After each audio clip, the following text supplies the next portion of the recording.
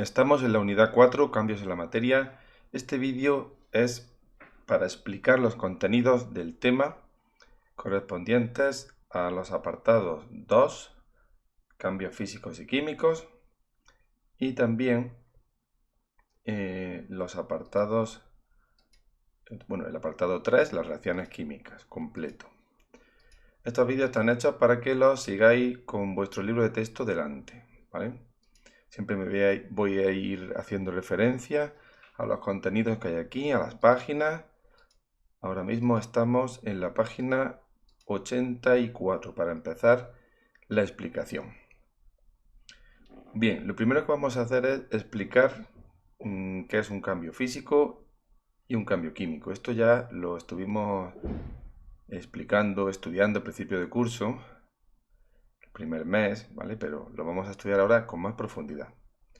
Bueno, un cambio físico, aquí lo define muy bien, es un cambio que sufre la materia en el que no hay modificación de la sustancia.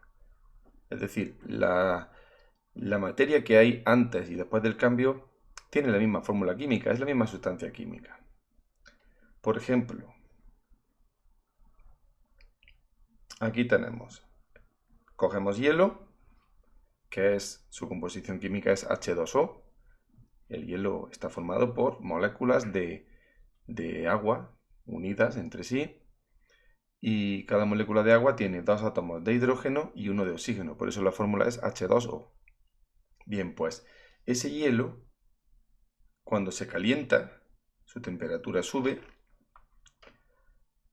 y se funde. Como ya vimos en los cambios de estado, las partículas en estado sólido están fuertemente unidas entre sí y cuando se calientan, pues van vibrando cada vez con más fuerza, con más velocidad, mejor dicho, van vibrando cada vez con más velocidad hasta que se debilitan las fuerzas que hay entre ellas y entonces, cuando esas fuerzas son débiles, la sustancia ya pasa a estar en estado líquido. Bien, pues cuando le pasa esto al hielo, el hielo se convierte en agua líquida. Es un cambio, esto es un cambio, pero es un cambio físico. ¿Por qué? Porque sigue siendo agua. Antes y después del cambio tenemos agua, no tenemos nueva sustancia. Si seguimos calentando ese agua líquida hasta que hierva, es decir, estamos dando más energía a las partículas de agua, cada vez se mueven con más rapidez, con más energía, entonces empiezan a escaparse del líquido y pasan a la fase de vapor, a la fase gaseosa. Eso es otro ejemplo de cambio físico. Este sería la ebullición, la vaporización del agua.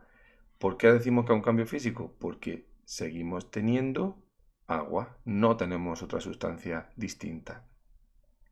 Los cambios de estado los hemos estudiado en profundidad en el tema anterior y los conocemos perfectamente. Bueno, pues todos los cambios de estado de todas las sustancias son cambios físicos.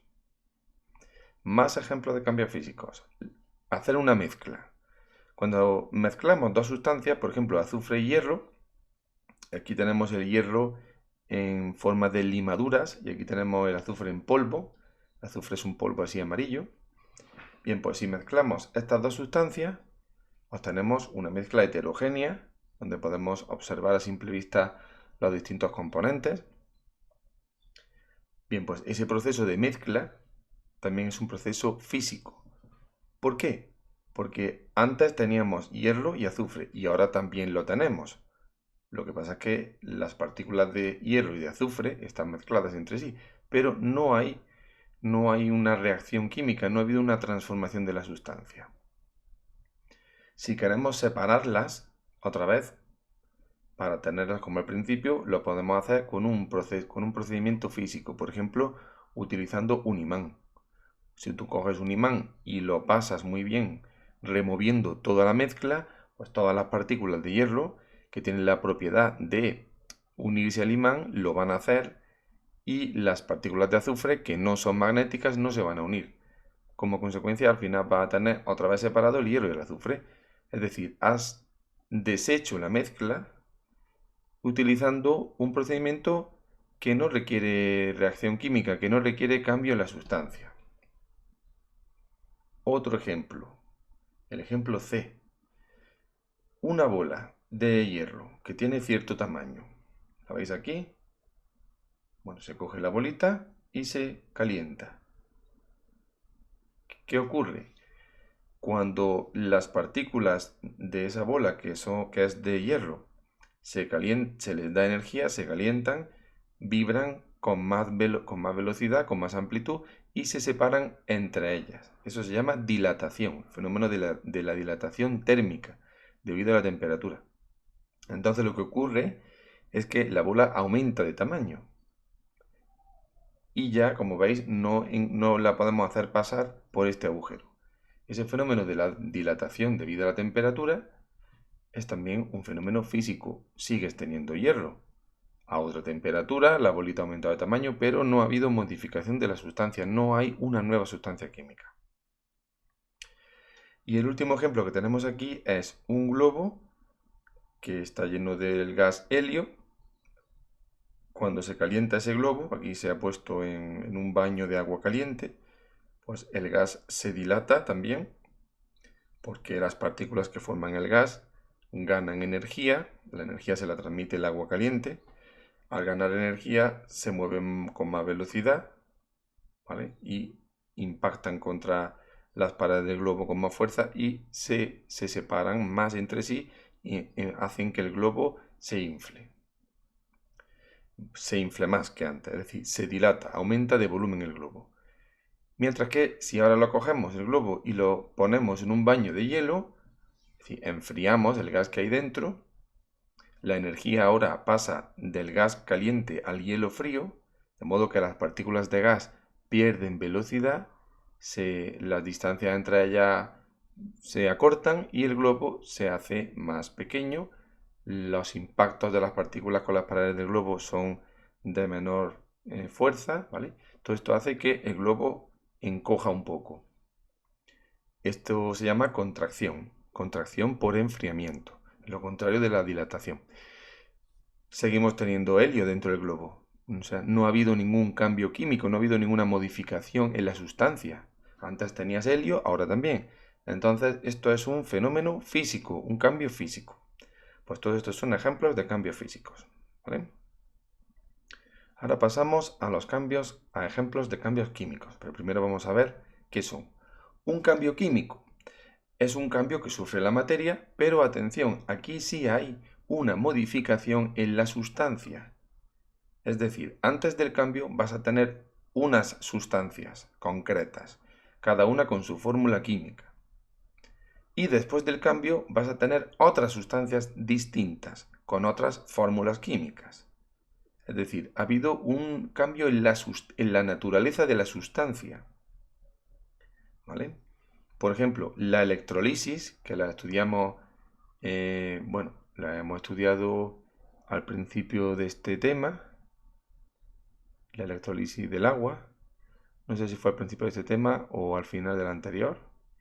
Bueno, la electrolisis del agua es un fenómeno que consiste en que el agua, cuya fórmula es H2O, se transforma en hidrógeno, que es un gas, H2, y oxígeno, que es O2, otro gas.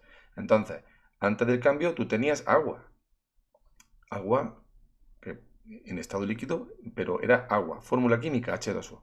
Después del cambio, que consiste en hacer pasar corriente eléctrica a través de ese líquido, como vemos aquí, ¿veis? Este es un proceso de electrólisis o electrolisis que se hace con este dispositivo, que es un triple tubo.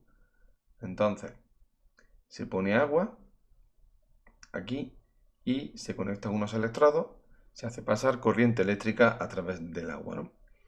El resultado es que en uno de los electrodos se genera oxígeno y en el otro hidrógeno. Son gases. Y cada vez vas a tener menos agua líquida dentro de este tubo triple, y ese agua se está convirtiendo en esos gases O2 y H2. De manera que esto sí ha sido un cambio químico, porque ha habido una reacción, ha habido una modificación en la sustancia. ¿Cómo sabemos que las sustancias nuevas que estamos obteniendo son distintas de lo que había antes? Muy sencillo. Se trata de ver las propiedades de las nuevas sustancias. Mira, si en el tubo donde se genera oxígeno Si acercamos una cerilla encendida, vemos que la llama se aviva, sí, se hace más grande y más brillante. ¿Eso por qué es? Pues porque el oxígeno contribuye a la combustión de la cerilla. Es decir, si la cerilla se aviva es porque ahí hay oxígeno. Mientras que el otro gas, el gas hidrógeno, sabemos que es hidrógeno porque cuando se le acerca una llama, una cerilla encendida también, pues arde. Ese hidrógeno es un gas combustible, arde. Se combina con el oxígeno y forma otra vez agua, pero en forma de vapor. ¿Vale? O sea, viendo las propiedades que tienen esos gases que se han obtenido en este cambio, vemos que son distintos químicamente de la sustancia inicial, que era agua. Esto es un ejemplo de cambio químico. Otro ejemplo de cambio químico. Cogemos hierro y azufre, como antes, pero no los mezclamos. Bueno, los mezclamos en un tubo de ensayo y calentamos ese tubo de ensayo. ¿Qué ocurre?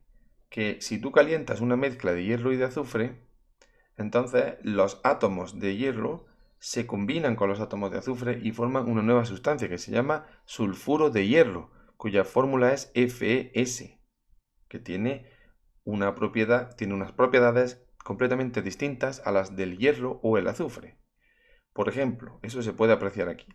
El hierro era atraído por un imán. Pues resulta que el sulfuro de hierro no lo es.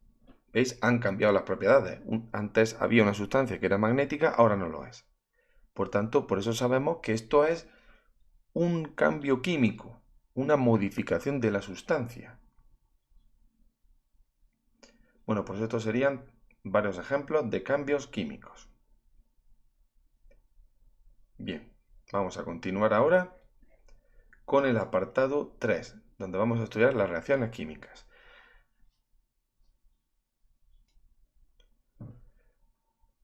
El apartado 3 se llama las reacciones químicas. Bueno, las reacciones químicas no son cosas distintas a lo que hemos llamado cambios o fenómenos químicos. Es lo mismo, ¿vale? Podemos llamarlas cambios químicos, reacciones químicas, fenómenos químicos. Significan lo mismo. ¿En qué consisten las reacciones químicas? Es lo que hemos dicho antes. En un cambio en el que una o más sustancias se convierten en una o más sustancias, pero diferentes de las que había antes. Diferentes en el sentido de que tienen distinta composición química, es decir, los átomos se han unido de diferente manera. Eso lo vamos a ir viendo en la explicación de este apartado. A partir de ahora vamos a llamar a los cambios químicos reacciones químicas, ¿vale? Bien, las sustancias que tienes antes del cambio, antes de la reacción, se llaman reactivos. Serían las sustancias que van a reaccionar, las que están antes. Y las que se forman después de la reacción, después del cambio, se llaman productos. ¿Vale? Es decir, en una reacción química, unos reactivos se transforman en unos productos. Los reactivos y los productos tienen fórmulas químicas diferentes. Las fórmulas químicas son representaciones con letras y números que nos indican qué átomos forman esa sustancia y cuántos átomos hay de cada clase. Vamos a ver un ejemplo. Vamos a ver el estudio de la electrolisis del agua, que ya lo hemos visto muchas veces. Tenemos agua, ¿vale? O sea, en este caso solo tenemos un reactivo, el agua. No tienen por qué ser siempre dos o más reactivos, puede ser uno solo, es decir, una sustancia que se va a convertir en otras. En este caso hay solo un reactivo, el agua. ¿Cuál es la fórmula química del agua? H2O. ¿Por qué es esa? Porque el agua está formada por moléculas constituidas por un átomo de oxígeno, que representamos con la letra O, con el símbolo del oxígeno, y dos átomos de hidrógeno, es decir, H2O. Ese 2 indica dos átomos de hidrógeno. Por tanto, el agua, cuya fórmula es H2O, y que es un líquido, temperatura ambiente, y que no arde, se convierte después de hacer pasar a su través una corriente eléctrica, es decir, ese fenómeno que llamamos electrólisis, se convierte en hidrógeno, cuya fórmula es H2, ahí lo veis, y oxígeno, cuya fórmula es O2. ¿Por qué? Porque el hidrógeno y el oxígeno son gases que están formados por la unión, están formados por moléculas, y cada una de esas moléculas tiene 2 átomos de hidrógeno y 2 átomos de oxígeno. ¿Vale? Por eso se llama H2 y O2. Si fuesen 3 átomos de oxígeno, pues se escribiría la fórmula O3, pero eso es otra sustancia, eso se llama ozono. Bien, pues el hidrógeno es H2 y el oxígeno O2. ¿Qué propiedades tiene el hidrógeno y el oxígeno? Pues los dos son gases a temperatura ambiente y el hidrógeno arde fácilmente con una chispa o con una llama y el oxígeno tiene la propiedad de que aviva las combustiones, es decir, que si algo está ardiendo, pues hace que arda más. Como estamos viendo, las propiedades del hidrógeno y del oxígeno son muy distintas de las del agua. Concluimos, por tanto, que el agua se ha convertido en otras sustancias químicas distintas. Y decimos que ha ocurrido una reacción química. ¿Vale? En este ejemplo resuelto, pues la respuesta a estas preguntas está en esta tabla. Lo podéis ver con detenimiento. Bueno, las reacciones químicas, algunas de ellas, pueden ocurrir reversiblemente, es decir, se pueden volver los reactivos, perdón, los productos de la reacción pueden combinarse otra vez entre sí y dar lugar a los reactivos. Esto no siempre ocurre, pero hay muchos ejemplos de reacciones en los que sí pasa. Se llaman reacciones reversibles. El caso de la electrólisis del agua es reversible. Si nosotros cogemos gas hidrógeno y gas oxígeno, los introducimos en un recipiente y hacemos saltar una chispa para iniciar la reacción, ¿qué ocurre? Pues que esos gases reaccionan entre sí y se forma agua de nuevo. En este caso los reactivos serían el hidrógeno y el oxígeno y el producto sería el agua. Esto es un ejemplo de reacción química reversible, pero ya digo, no todas son así. Por ejemplo, si yo quemo un trozo de madera, ¿cuáles son los reactivos? Pues las sustancias que hay en la madera. ¿Y los productos cuáles son? Humo, cenizas. Esa sería la reacción de combustión de la madera. Madera que se convierte en humo y cenizas. Bueno, sería necesario también la intervención de oxígeno. En realidad sería madera más oxígeno, da lugar a humo más cenizas. Bien, ¿es posible que el humo y las cenizas se combinen entre sí, reaccionen químicamente entre sí y originen de nuevo el trozo de madera? Eso no ocurre. Por tanto, eso sería una reacción no reversible. No todas las reacciones pueden ocurrir en ambos sentidos, Muy importante. Bien, ¿cuántas reacciones químicas hay? Pues infinidad. Una sustancia química puede reaccionar con otra y da un producto, pero si esa misma sustancia reacciona con otra tercera sustancia distinta, el producto es completamente diferente. ¿Vale? También puede ocurrir, como dice aquí, que dos sustancias que reaccionan entre sí, dependiendo de las condiciones en las que se encuentren, condiciones pues de temperatura, de presión, de estado físico de los reactivos, es decir, si están líquidos, sólidos, gaseosos, dependiendo de las condiciones, pueden dar lugar a diferentes productos. Esto es importante. Es decir, que en qué va a resultar de una reacción química influyen también las condiciones físico-químicas, temperatura, presión, estado de los reactivos, etcétera, etcétera. Bueno, aquí un ejemplo de eso. Mira, si se combinan dos moléculas de hidrógeno con una molécula de oxígeno, se obtienen dos moléculas de agua. Esa es la reacción de formación del agua, a partir de hidrógeno y de oxígeno. Pero, si se combina una molécula de hidrógeno con una molécula de oxígeno, fijaros, la proporción es Antes era 2, 1, ahora es 1, 1. Entonces se forma otra sustancia que se llama agua oxigenada, cuya fórmula es H2O2. H2O2 es la fórmula del agua oxigenada, distinta de la fórmula esta de aquí, ¿eh? Esta es la del agua oxigenada. ¿Veis? Esto es una molécula de agua oxigenada y esta de aquí sería una molécula de agua, ¿vale? Ya estoy dando respuestas, pero bueno. Aquí tenemos un ejemplo, el agua oxigenada y el agua, comparadlo. Las bolitas rojas son átomos de oxígeno y las bolitas blancas son átomos de hidrógeno. Es decir, que el hidrógeno y el oxígeno, cuando reaccionan entre sí, pueden dar lugar a agua, pero también pueden dar lugar a agua oxigenada. Continuamos. Ahora vamos a estudiar ejemplos de reacciones en la vida cotidiana. ¿Vale? Por ejemplo, bueno, hay muchas reacciones en nuestra vida diaria. Las combustiones y oxidaciones son muy frecuentes, esos dos tipos de reacción química. En las cocinas y calefacciones. Las reacciones químicas que ocurren en cocinas y calefacciones son reacciones que se llaman de combustión. El objetivo que perseguimos los humanos con estas reacciones es producir calor.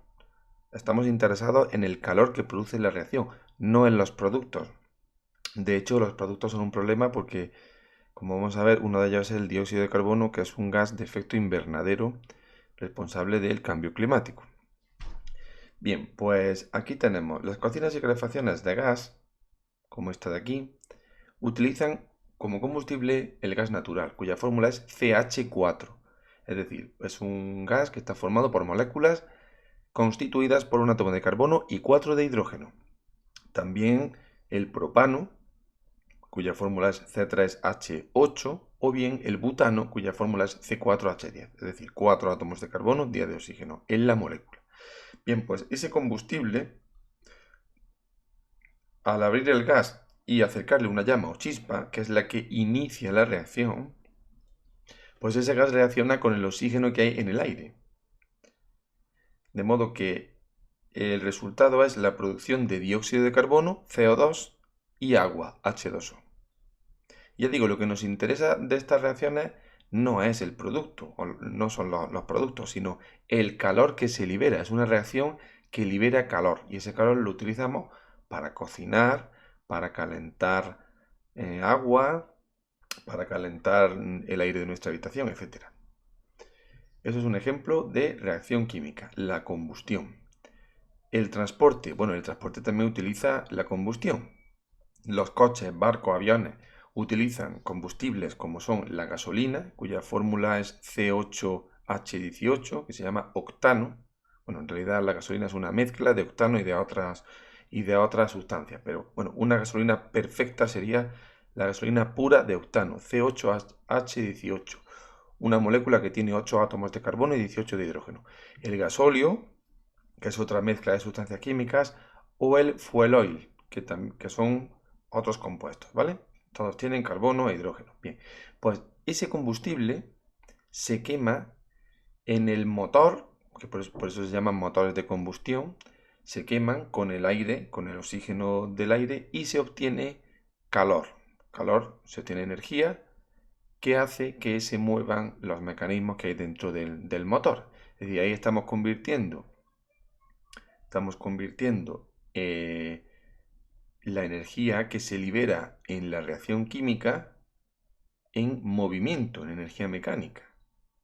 ¿Vale? Lo que ocurre dentro de un cilindro, dentro del cilindro de un motor de combustión, hay un pistón que se mueve. Entonces, la mezcla de combustible y aire arde, se expanden los gases calientes y empujan el pistón, haciendo que se mueva. Ese movimiento se transmite, en fin, a las ruedas o a las hélices del barco, etc.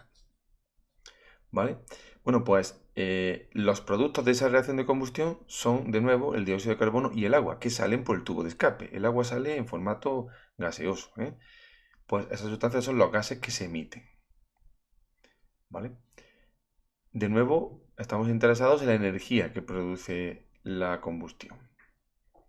En la industria, pues en muchas industrias también se obtiene energía quemando carbón, otros combustibles, y los gases que se producen, que de nuevo son CO2 y vapor de agua, se emiten a la atmósfera.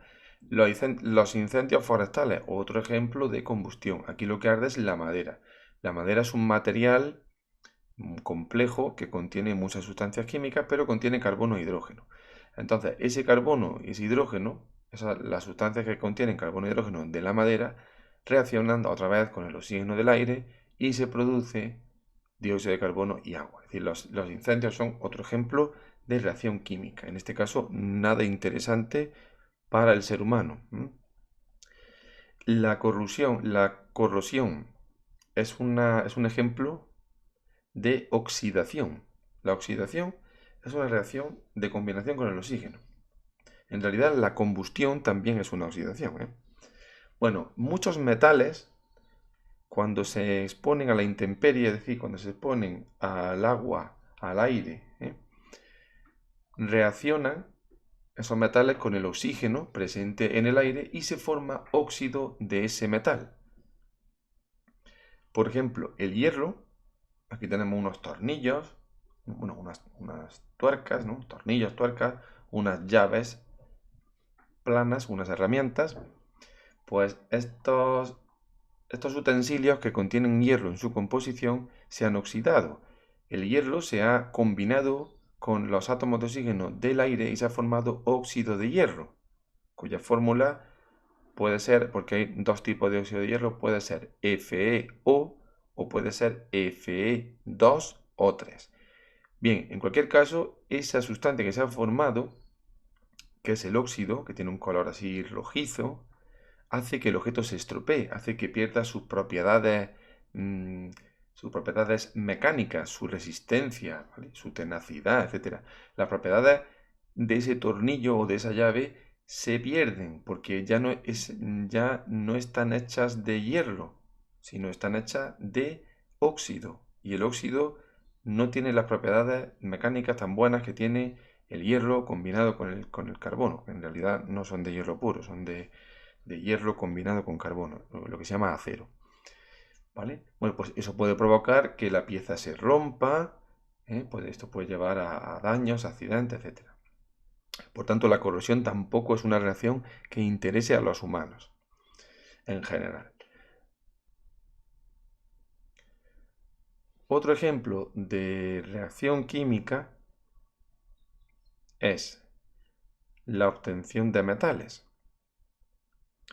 Por ejemplo, el cobre, aquí lo tenemos, ahí tenemos un ovillo de hilo de cobre, no se encuentra en la naturaleza en estado puro, sino que hay que obtenerlo a partir de minerales que sí se encuentran en la naturaleza. Por ejemplo, la calcopirita, cuya fórmula es CuFeS2, disulfuro de hierro y azufre.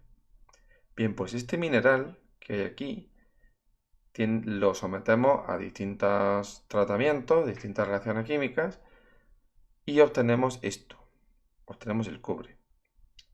¿Vale? Por ejemplo, otro ejemplo de esto es el aluminio que se obtiene de la alúmina, cuya fórmula es Al2O3, o el hierro que se obtiene del óxido de hierro Fe2O3, que es la magnetita. Es decir, vamos a coger compuestos químicos que están en la naturaleza y que contienen el metal que nos interesa y sometiendo esos minerales a diferentes procesos químicos que no vamos a detallar porque son complejos, pero el resultado de esos procesos químicos es el metal puro. Esto sí nos interesa, ¿vale? La corrosión no nos interesaba, pero esta obtención de metales sí. Continuamos ahora con el apartado 3.2. ¿Cómo se produce una reacción química? Bueno, ahora vamos a estudiar de manera microscópica qué ocurre en una reacción química. Nosotros sabemos que la materia está formada por átomos y que esos átomos se unen entre sí. Pueden formar moléculas o pueden formar, bueno, cristales, ¿no? ¿Y qué ocurre entonces en una reacción química? Pues lo que ocurre es que hay un reordenamiento de las partículas. A ver, las partículas están unidas de determinada manera, entonces se van a separar, se van a romper los enlaces que hay entre esas partículas y se van a unir de otra manera distinta. Muy importante esto, no hay destrucción de partículas. Es decir, los átomos no se rompen. Lo que ocurre es que los átomos se separan entre sí y se vuelven a unir de otra manera. Un juego que conocéis, que es el juego de construcción Lego, que utiliza piezas, es una excelente comparación para comprender cómo es una reacción química. Si tú tienes un juguete de Lego, por ejemplo, pues un vehículo que has montado con las piezas, esas piezas están unidas entre sí de determinada manera. Tú puedes coger esas piezas, separarlas, sin romperlas, sin cortarlas, simplemente separándolas unas de otras, y con esa misma pieza crear otro objeto, por ejemplo, una casa. Antes tenías un vehículo, un cochecito, por ejemplo, y ahora has construido con esa misma pieza una casita. Las piezas no han sufrido modificación, son las mismas piezas. ¿Qué es lo que ha cambiado? Ha cambiado la forma en que están unidas. Pues eso es lo que ocurre en la naturaleza con las reacciones químicas. Los átomos se unen, se rompen los enlaces que hay entre ellos y se originan nuevos enlaces. Por ejemplo, aquí vamos a ver otra vez el ejemplo de la formación del agua. Tenemos moléculas de hidrógeno, H2. ¿Veis? Cada molécula de hidrógeno formada por dos átomos de hidrógeno. Y moléculas de oxígeno, cada una formada por dos átomos de oxígeno. Bueno, pues estas moléculas chocan entre sí. ¿Veis aquí el choque? Ese choque produce la rotura de la molécula, es decir, los átomos se separan. Insisto, la molécula sí se rompe, pero los átomos no. ¿eh? Estamos separando las piezas de Lego. Imaginad que tuviésemos aquí dos piezas blancas de Lego, dos piezas blancas y dos piezas rojas. Pues lo que ocurre es que se separan esas piezas. Y ahora, después de ese choque que haya provocado la rotura de los enlaces entre los átomos, se originan nuevas moléculas. Es decir, ahora lo que ocurre es que una bolita roja se une a dos bolitas blancas y se ha formado lo que se llama agua. Si comparamos esto con esto, vemos que las bolitas son las mismas. Lo que ocurre es que están unidas de otra manera. ¿Vale? Pues eso ocurre en todas las reacciones químicas.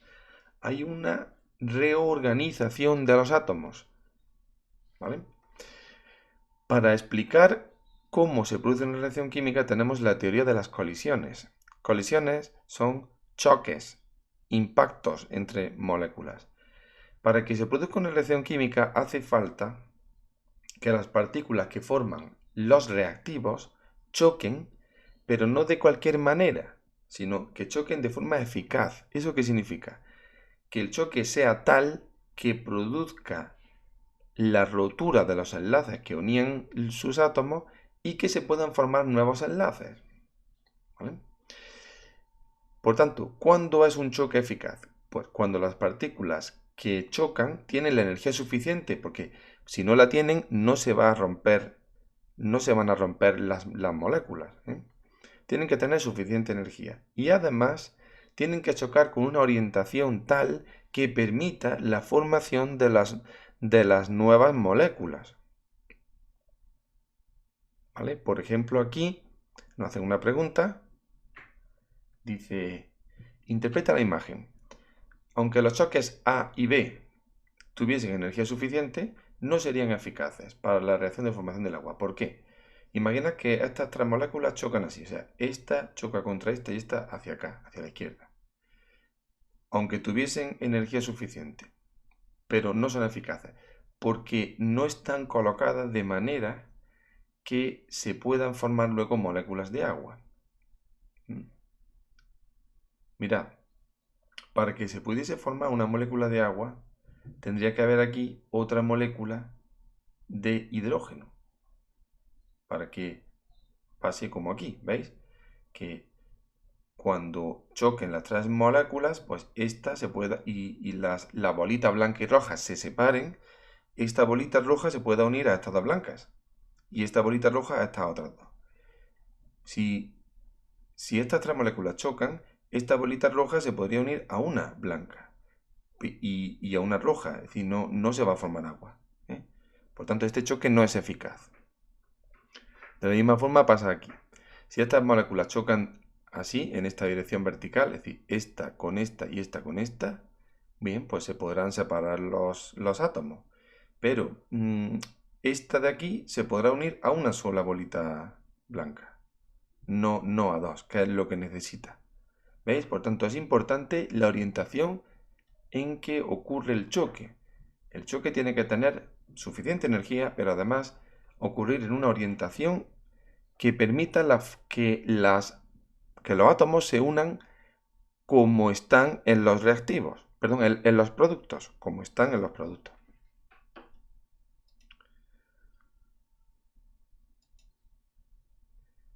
Y ya para terminar este vídeo explicativo, vamos a hablar de qué factores influyen en la velocidad de una reacción. Bueno, una reacción química puede ser lenta o puede ser más o menos rápida. Por ejemplo, la oxidación del hierro es una reacción bastante lenta. Si tú coges un tornillo y lo dejas a la intemperie y vas a verlo a los 2 días y no aprecias óxido. Bueno, si vas al mes, pues igual ya aprecias algo. Es decir, tienen que pasar muchos días para que esa reacción ocurra. Una reacción lenta. Pero la combustión de un trozo de madera es una reacción rápida. Eso ocurre en cuestión de minutos, ¿vale? De modo que las reacciones pueden ser más rápidas o más lentas. Las condiciones en las que ocurra la reacción influyen en la velocidad. Es decir, tú puedes conseguir que una reacción ocurra más lenta o más rápida según te interese. ¿Qué factores son los que influyen en la velocidad de reacción? Pues vamos a estudiar 4, que son la temperatura, la concentración de los reactivos, la superficie de contacto y los catalizadores. La temperatura. Bien, cuanto mayor sea la temperatura, ¿eso qué significa? Que la energía de los reactivos es mayor. Recordad que la temperatura es una medida macroscópica de la velocidad que tienen las partículas. Así que, si la temperatura es mayor, esas partículas que chocan tienen más energía. ¿Eso qué va a hacer? Pues que la reacción ocurra más rápidamente, que se vayan rompiendo más moléculas y se vayan formando nuevas moléculas. Si la temperatura baja, ¿qué ocurre? Que la velocidad de reacción disminuye. Porque ahora esas partículas que chocan, esas moléculas que chocan, tienen menos velocidad. Si tú coges y quieres cocinar, fijaros que cocinar un alimento es provocar cambios químicos en él. Si tú coges una hamburguesa, una salchicha cruda, antes de asarla en la barbacoa, en la parrilla, esa carne tiene unas propiedades físico-químicas. Tiene un color, un sabor, una textura muy distintas de las que tiene después de ser asada, ¿verdad? Es decir, cocinar es química, fundamentalmente. Bien, estamos provocando cambios químicos en los alimentos. Pues cuando calentamos los alimentos, pues hacemos que la reacción ocurra. Si la temperatura es más alta, pues la reacción va a ocurrir antes, ¿vale? Y si tú quieres asar una salchicha, pues si la temperatura es, vaya, pones una temperatura, cierta temperatura, pero no demasiada, pues la salchicha se puede hacer poco a poco. Si quieres que se haga antes, pues puede aumentar la temperatura. Si pones demasiada temperatura, la reacción va a ocurrir tan rápido que se va a quemar por la superficie y se va a quedar cruda por dentro. Es decir, por eso hay que controlar, ¿vale?, la temperatura adecuada. Pero este ejemplo nos hace ver que un aumento de la temperatura hace que la reacción ocurra más rápido. Mientras que otra cosa que hacemos, ¿qué hacemos si queremos conservar los alimentos? Y para que los alimentos no se nos pudran, es decir, la putrefacción de los alimentos también son reacciones químicas producidas por microorganismos, pues bacterias, hongos, etc. ¿Qué pasa si tú quieres quieres conseguir que el alimento no se estropee o que lo haga más lentamente? Pues baja la temperatura para que esas reacciones sean más lentas. Por eso tenemos frigoríficos y congeladores, ¿vale? Y al congelar, al refrigerar los alimentos, conseguimos que esas reacciones de deterioro de los alimentos transcurran mucho más despacio. ¿Veis? Dos ejemplos cotidianos de cómo la temperatura influye en la velocidad de una reacción. Después, la concentración de los reactivos. Bueno, pues la concentración es la cantidad de reactivo que tienes en una unidad de volumen. Si la concentración es alta, pues eso hace que haya muchas moléculas de reactivos chocando. ¿Qué va a pasar? Que la reacción va a ocurrir más rápido. Si la concentración es baja o la hacen más pequeña, pues eso hace que la velocidad de la reacción también sea más pequeña, porque hay menos partículas chocando. Ejemplo de la vida cotidiana. Dice aquí, en manchas muy difíciles ponemos el detergente concentrado. Los procesos de lavado, de limpieza, ya sea utilizando jabones, detergentes, etc., también son procesos químicos, son reacciones químicas. Pues si tú tienes una mancha muy difícil, una mancha que te va a costar trabajo quitar, pues pones más detergente o un detergente concentrado para que haya muchas partículas, muchas moléculas de detergente que reaccionen químicamente con la mancha y puedan convertirla en otra sustancia que se disuelva en el agua. El envasado al vacío. Los alimentos en contacto con el aire también sufren oxidaciones, sufren reacciones químicas. Bueno, pues ¿cómo puedes evitarlo? Los envasas al vacío, quitando el aire. Hombre, siempre algo de aire queda dentro del envase, pero al haber muy poco aire, esa reacción de oxidación ocurre muy lentamente.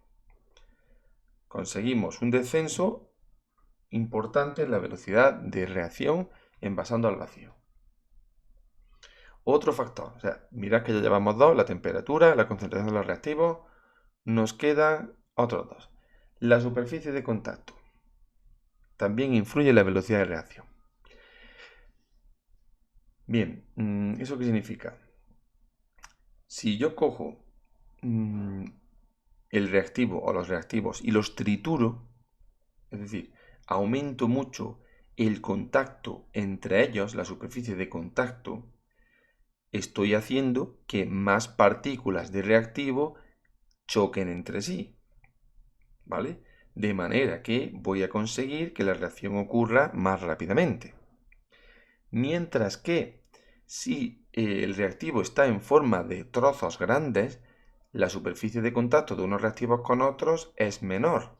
¿Qué ocurre? Que la reacción es más lenta. Ejemplo de la vida cotidiana. La carne picada se cocina muy rápido.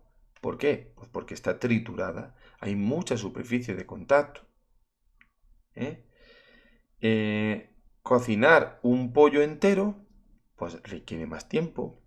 Porque la superficie de contacto de ese pollo con el aire es una superficie menor que en este caso, con el aire o con la superficie que le transmite el calor, ¿vale? Eso también influye. Los catalizadores. Este sería el último factor que influye en la velocidad de reacción. ¿Qué es un catalizador? Bueno, es una sustancia que se añade a la reacción, pero el objetivo que tiene es aumentar su velocidad. Es decir, esa sustancia no reacciona con la otra. Lo que hace es favorecer, ayudar a que las partículas de los reactivos choquen entre sí y a que esos choques sean efectivos. Los catalizadores son muy específicos. Eso significa que que cada tipo de reacción tiene su propio catalizador, ¿eh? Un ejemplo de catalizadores son las enzimas. Las enzimas son catalizadores biológicos, es decir, son sustancias biológicas que se utilizan, por ejemplo, en la industria alimentaria o en la industria de los detergentes. La cerveza, por ejemplo, se obtiene mediante un proceso de fermentación, que es un proceso químico, y para que ocurra más rápido se añaden enzimas. Esas enzimas hacen que la reacción de fermentación de la cerveza sea más rápida. Los detergentes también contienen enzimas para limpiar manchas difíciles, manchas de grasa, sangre, etc. ¿Qué hacen esas enzimas presentes en el detergente? Favorecen la reacción entre el detergente y la mancha. ¿Comprendéis? Es decir, los catalizadores no reaccionan, sino que ayudan, favorecen que la reacción ocurra y así ocurre más rápido. Y ya con esto habríamos terminado de explicar todos estos apartados. ¿Vale? Ahora después os pondré actividades para hacer. Cualquier duda que tengáis, pues podéis hacerlo en la plataforma Edmodo. Podéis poner una publicación para que todo el mundo pueda leerla y yo contestaré gustosamente. Muy bien, pues entonces hasta el próximo vídeo.